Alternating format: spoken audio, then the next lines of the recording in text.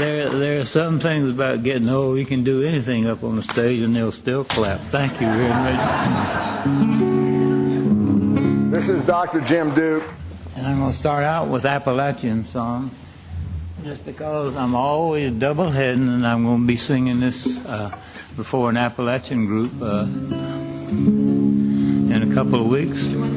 I don't know where the Elderberry man is. I didn't meet him. I understand he wanted to play washboard behind me, and I love it, on the last verse of the last song, but I'm trying to get some of these words across.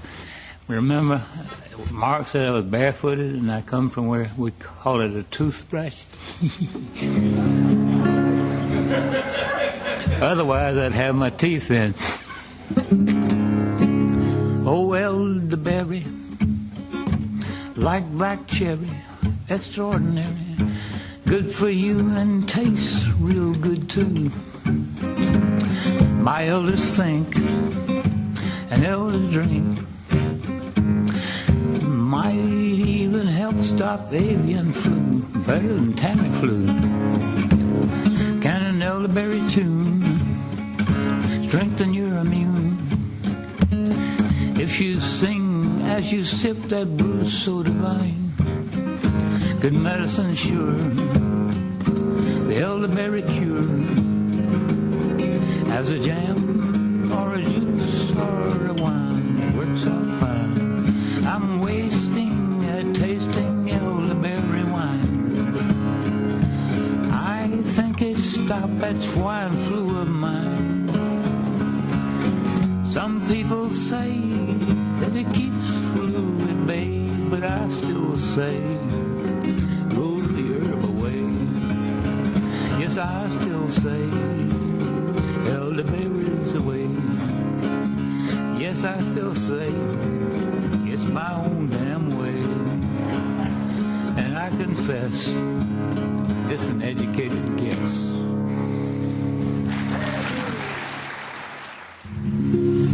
This is a little bit more serious, and it's about one of my favorite herbs, the evening primrose, and it's a very impressive plant and a very impressive herbal medicine too.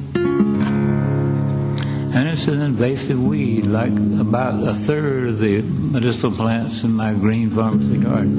And it's a thing, it makes them medicinal, it also makes them invasive, protecting themselves from their enemies and protecting us from our enemies. Puppy loves an evening primrose, smiling gently just one night.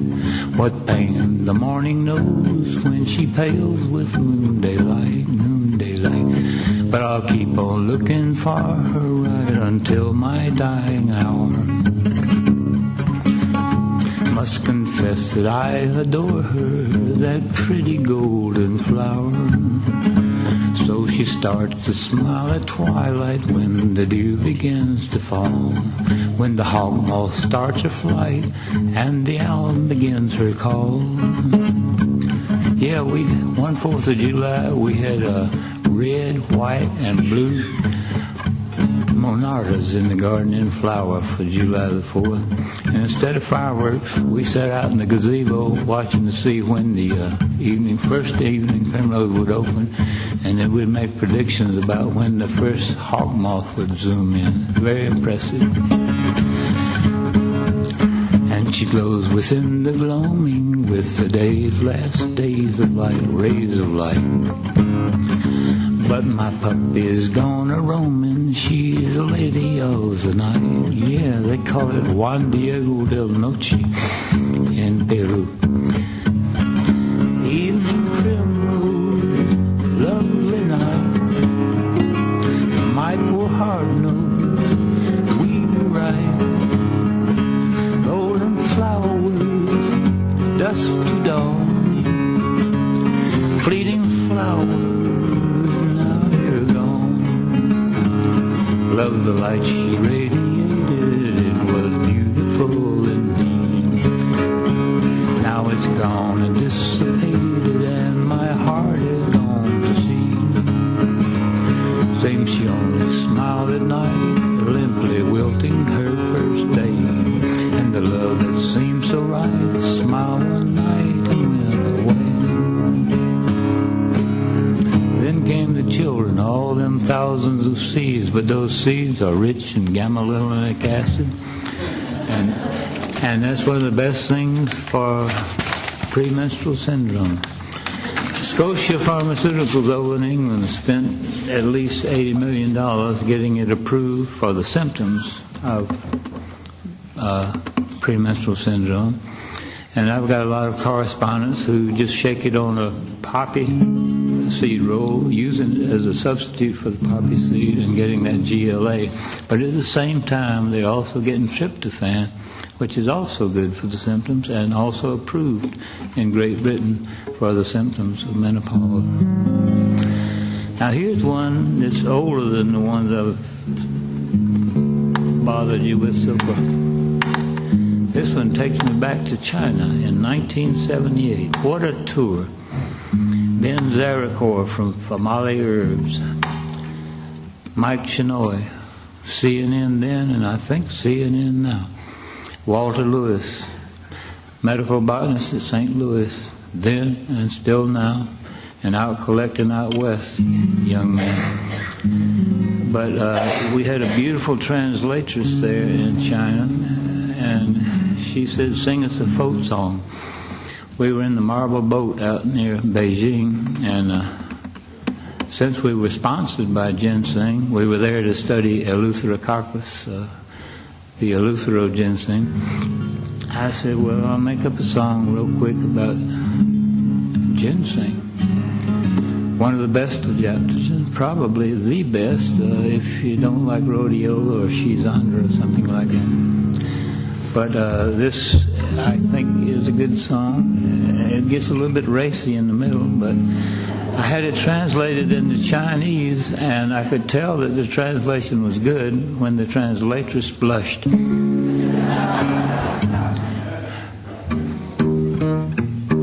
Forgot I changed keys. Got to go into my E mode now.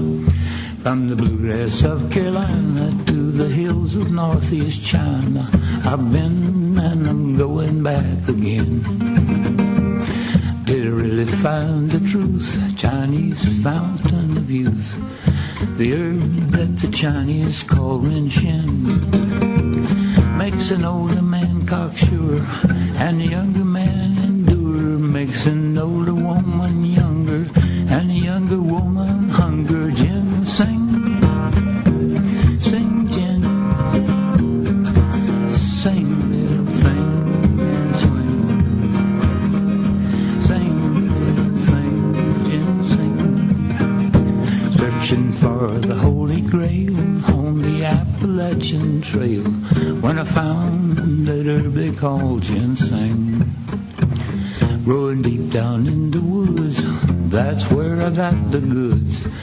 The herb that turns the autumn into spring, repeating the chorus, makes an older man cocksure and the younger man endure, makes an older woman younger and a younger woman hunger. Ginseng, sing gin, sing a little thing and swing, sing a little thing, ginseng. China, 1978. Thank you. I like that one too. And I still am a skeptic about ginseng. It's amazing. And I got it in my yard. And now I'm going to take you from the mountains to the Amazon. Since I got my Amazon t-shirt and my Amazon shoes on. And this is really sort of an epitaph to a past friend of mine. He was very experimental with all the plants, and he and I went to Ayahuasca country on 2 trips and experienced the ayahuasca. And he was much more brave than I was, and he went all over the world not taking any medicines, and he died from a medical infection, I'm sorry to say. Frank Cook, the Green Man. And this is a parody on Chris Christopherson, and I got Chris Killen's badge on here as a test pilot for the ayahuasca. It's an interesting herb, and I think I told some of you something about it this morning. If there is a telepathic herb out there, it's the ayahuasca. And repeating what I said this morning, we lost our shaman because he got fired for letting some of us indulge in this very interesting herb. But one of the 7 of us who broke the rules and didn't get fired because we were paying, saw in her vision, she saw her brother die of a heart attack. Now, we were way down in the Amazon jungle without electricity near Iquitos, Peru. And when we got back to the dock Saturday morning, they gave her a note saying your brother died. And the alkaloid telepathine that's sort of a synonym for harmaline and harmine. And I'm still a doubter, but almost everyone else is a believer. I'm a doubter about everything. That's why I can't cure myself. Skeptics never get healed. And this is, like I say, a parody on one of Chris Christopherson's better tunes. And the worst thing about the ayahuasca for me is I don't like having diarrhea and throwing up in the middle of the woods with no toilet paper. He had tasted good and evil in both bedroom and bordello, trading all of his tomorrows for today. Pondering where to go, he tripped down to old Loretto, contemplating those ayahuasca ways. It was really quite a far cry from New York to old Manhattan, from the asphalt that he knew down to Peru. In his search for the divine, he designed to mind the vine, and the throwing up was worth the coming down. Yes, the throwing up was worth the coming down. I didn't even mention it, but V-vine is what soga translated. It really means rope. But when the guides down in the Amazon don't want you to know you're talking about ayahuasca, they'll call it soga. And this is a song about El Soguero.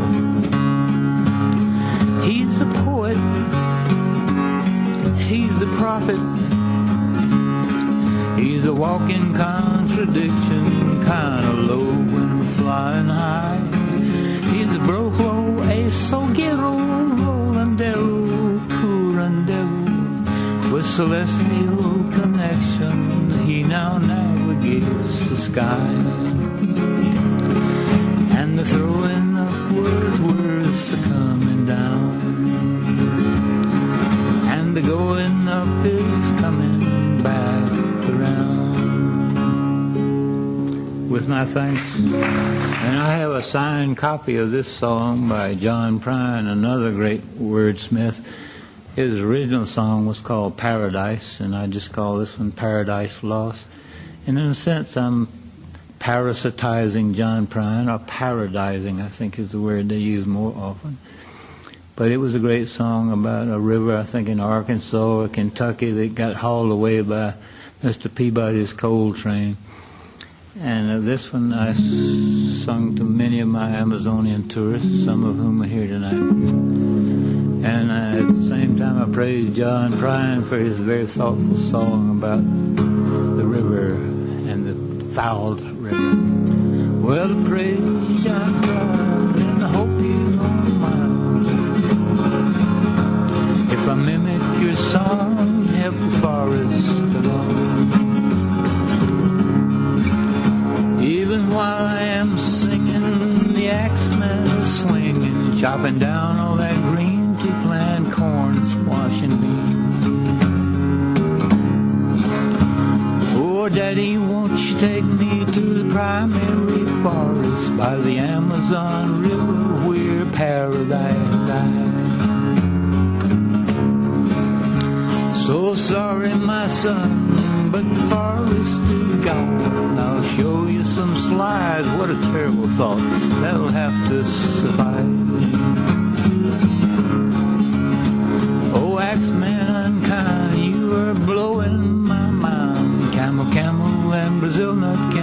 help fill your gut. Year after year, once the forest is clear, you'll have less and less food and you'll run out of wood. Never thought eco-tours could be one of the cures, taking green bucks from gringos, getting mud on their toes. If the eco-tours thrive, Indian cultures survive, and children will strive to keep tradition alive. Well, Teresa Boardwine joined me back in 1993 on one of my trips, and even my daughter was there.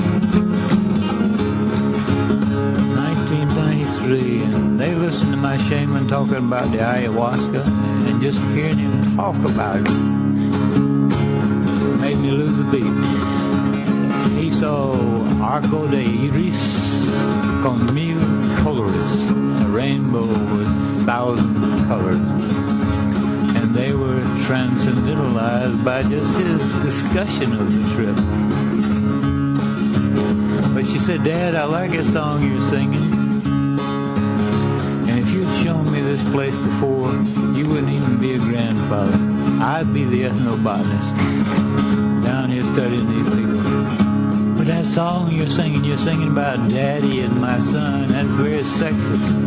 So I had to write another chorus with great pleasure. Oh, Mama, won't you take me to the primary forest on the Amazon River where paradise lies?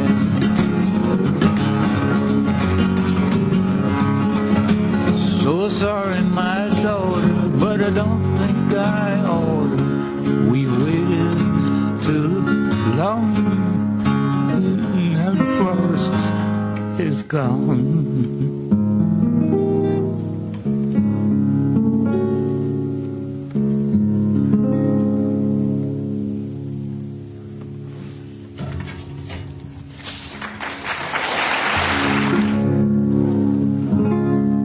Here's a new problem. Fukushima, how could it not go wrong? Fukushima, the hand of man cannot for long maintain a system error-free, converting earth to energy, and never pay a penalty like 3 Mile Island. 3 Mile Island. 3 Mile Island. On the rolling Susquehanna, near Midtown, Pennsylvania, stands a tiny little island on just 3 miles of ground. Underneath those great chimneys, a nuclear reactor had the force to light and heat and kill the country all around. I understand Germany's about to phase out nuclear power. The air turned radioactive near Midtown, Pennsylvania, when the core had overheated, when the coolant had run down. A bubble neglected brought trouble unexpected, and scientists and engineers and politics in town. Very near disaster near Midtown, Pennsylvania, was used by every faction to advance its point of view. While now is not the season for a voice of quiet reason, in defense of common sense, I put this thought to you. Fukushima, how could it not go wrong? Fukushima, the hand of man cannot for long maintain a system error-free, converting earth to energy, and never pay a penalty like 3 Mile Island. 3 Mile Island. 3 Mile Island.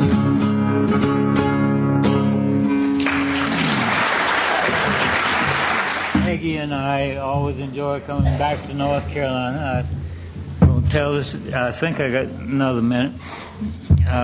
Peggy and I took our graduate degrees here at Chapel Hill in North Carolina. And Peggy illustrated the flora of North Carolina by Radford, Ollis, and Bell. They were my professors. And I had the more interesting job. I had to run them back and forth to every county in North and South Carolina, collecting plants to put dots on the map.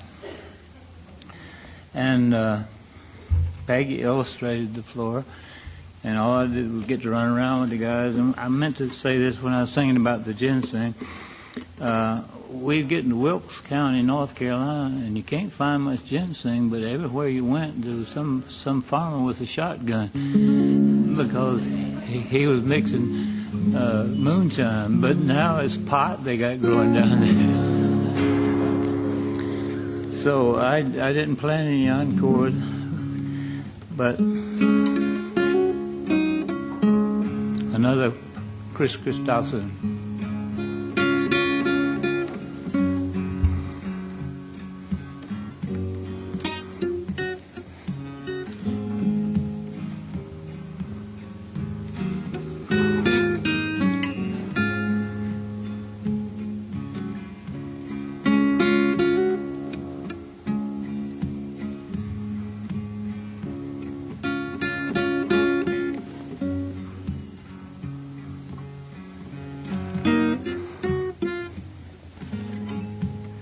Help me make it through the night.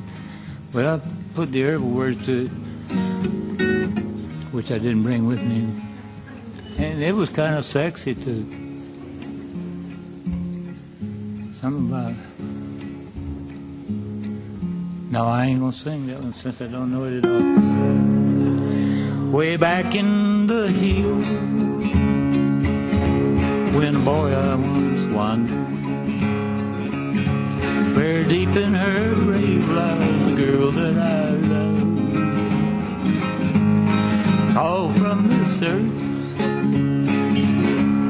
a jewel for heaven. This is Roy Acuff, 60 years ago.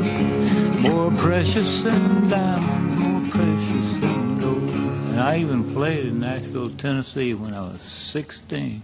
I thought I was in heaven. I used to play on WPTF, Raleigh, North Carolina, at noon and at dawn when I was in high school. And this country band, Homer A. Briarharp and the Dixie Dudes, we drove across the mountain to Nashville, and geez, I thought I was there. We sang something called Briarharp Boogie, and we recorded it. I think we got $100 in expenses for that trip. And I'd give $1,000 for a copy of that bad Briarharp Boogie. Way back in the hills, when the boy wandered, very deep in the grave lies the girl that I love. They always have tearjerkers. She was called from this earth, a jewel for heaven, more precious than diamond, more precious than gold.